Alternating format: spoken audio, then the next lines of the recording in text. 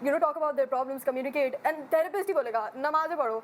Obviously नमाज पढ़नी चाहिए, but what can I do when I'm in that moment? Connected to that. But मैं इसको बोलता हूँ, नमाज बिल्कुल हमें सुकून देती है, बेशक बिल्कुल ऐसी बात है, इसमें कोई दो राय नहीं है.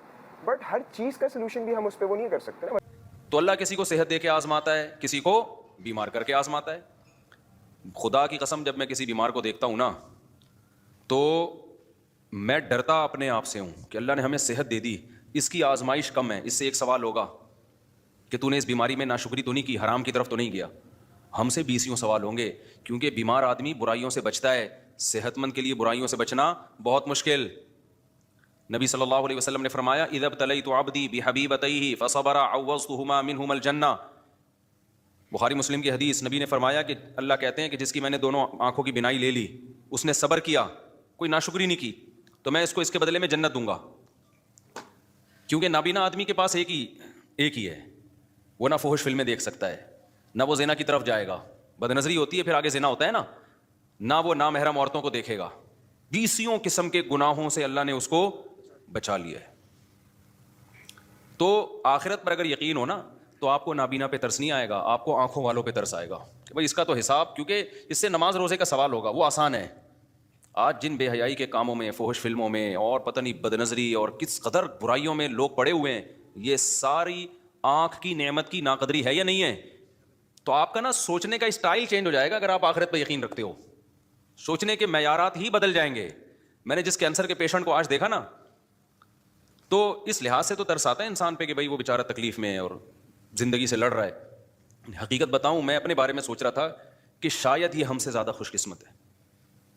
हमें अल्लाह ने सेहत दी है, आँखें दी हैं, कान दिए हैं, बोलने के लिए ज़बान दी है, सारे जिस्म के जो भी हमारे ऑर्गन होते हैं सही सही चल रहे हैं. ये इतनी बड़ी नेमत है, अरबों खरबों रुपए दे के भी ये नेमत खरीदी जाए ना तो कम है. ये आपसे कोई बताओ एक आँख का 1 करोड़ रुपए लगाए कि 1 करोड़ रुपए देगा तो तेरी आँख की बिनाई रहेगी, वरना नहीं. सारा दिन आप भीख मांगते रहोगे 1 करोड़ इकट्ठे करने में.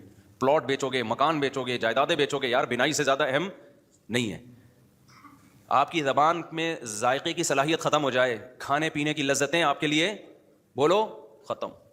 कोई कहे कि 1 अरब रुपए दोगे, 1 करोड़ रुपए दोगे, तो ये ज़बान में जो आपको जायका महसूस होता है ना खाने पीने की, नली निहारी और जावेद निहारी और बर्गर खा रहे हो और वो 20 किस्म के टेस्ट ज़बान बताती है. 1 करोड़ रुपए देगा तो ये टेस्ट वापस आएगा. आप भिखारी बन जाओगे लोगों के सामने. यार खुदा के लिए ये काम कर लो. अल्लाह ने हमें करोड़ों करोड़ों रुपए की नेमतें फ्री फोकट में बोलो ना दी हुई हैं.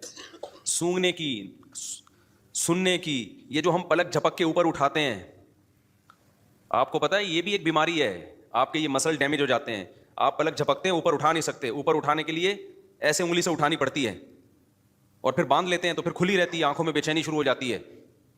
एक बहरी जहाज का कोई ताजर था, बहुत बड़ी उसकी तिजारत थी. उससे किसी ने पूछा, उसको ही बीमारी थी बेचारे को, और जाहिर है जिनके बहरी जहाज चलते हैं, तिजारत होती है, तो अरबपति लोग होते हैं.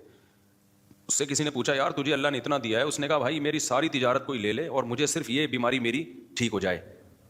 पुरानी बात है, 25-30 साल पहले वाकया मैंने सुना था कि मैं पलकें झुकाया करूं और खुद ही उठा लिया करूं. कितनी टेंशन है आप सोचो ना. तो सेहतमंद लोगों की आजमाइश कम है या ज़्यादा है? वो गुनाह में ज़्यादा पड़ते हैं, उनसे हिसाब व किताब ज़्यादा होगा. ये जो कहते हैं ना दौलत नेमत है, दौलत नेमत है, वाकई नेमत है, शुक्रगुजारों के लिए नेमत है. आजकल जो दौलत आने के बाद खोपड़ियाँ घूम रही हैं ना और गरीबों को इंसान बुरा समझ रहा है, तौहीन आमेज़ लबो लहजे इख्तियार कर रहा है, तो ये समझ लो कि ये दौलत तबाही बन के आई है, तबाही बन के आई है दौलत.